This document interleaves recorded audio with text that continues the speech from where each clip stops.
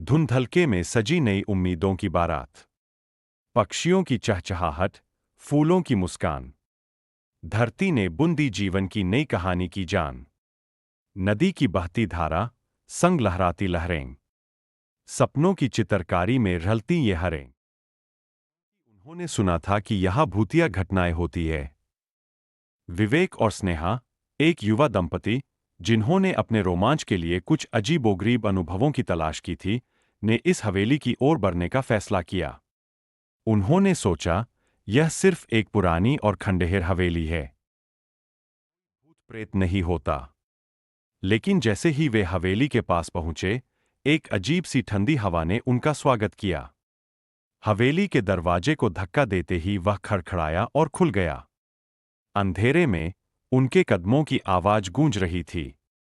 हवेली के अंदर जाते ही उन्हें हर जगह धूल और मकड़ी के जाले मिले। पुराने फर्नीचर और टूटी-फूटी दीवारें यहां की खौफनाक स्थिति को बयां कर रही थीं। स्नेहा ने झिझकते हुए कहा, विवेक, हमें यहां ज्यादा देर नहीं ठहरना चाहिए।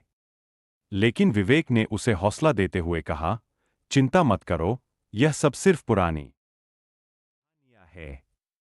वे हवेली की एक पुरानी सीढ़ी पर चढ़े और ऊपर के कमरे की ओर बढ़े।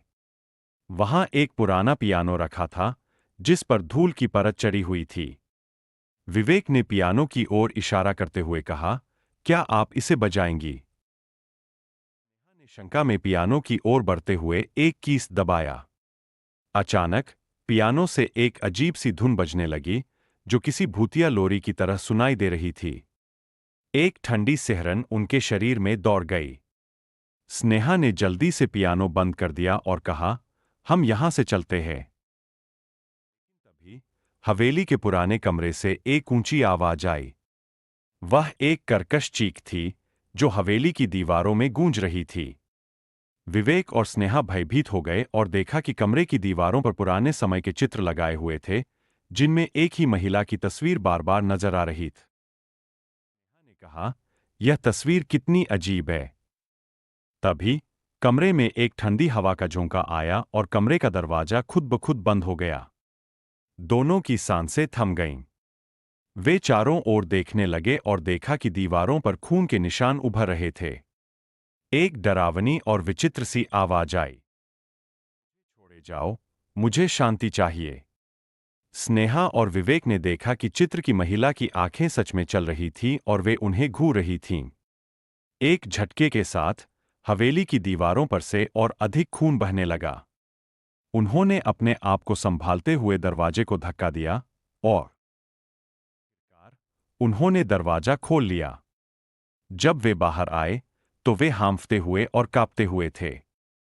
हवेली के बाहर आकर उन्होंने देखा कि रात की चुप्पी और भी अधिक घनी हो गई थी।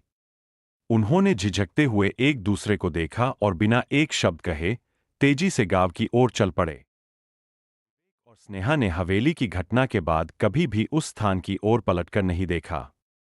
गांव वालों ने सुना कि जब भी कोई उस हवेली में रात बिताने की कोशिश करता है, वह कभी बाहर नहीं निकलता।